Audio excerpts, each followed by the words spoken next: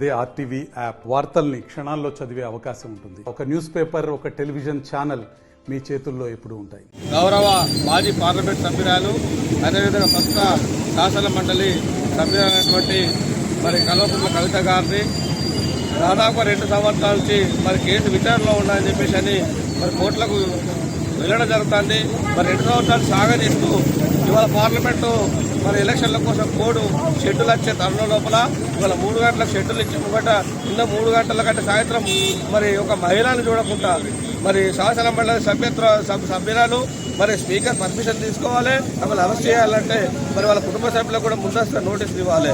ఇలాంటి ఏమి ఇవ్వకుండా ఆగవాగం చేసుకుంటూ మహిళను చూడకుండా మహిళను అరెస్ట్ చేయాలంటే కూడా ప్రాథమిక విషయాలు పరిగణలో తీసుకోవాల్సి ఉంటుంది. ఏదైతే సూర్యుడు అస్తమించే లోపల చంద్రుడు రాకముందు అరెస్ట్ చేయాలనే ఒక నిబంధనలు కూడా ఉన్నాయి.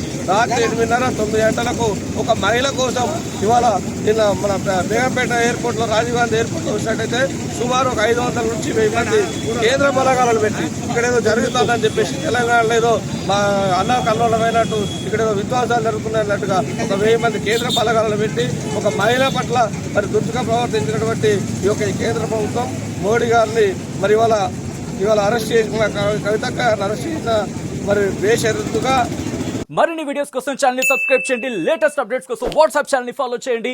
అండ్ లింక్ డిస్క్రిప్షన్ లో ఉంది.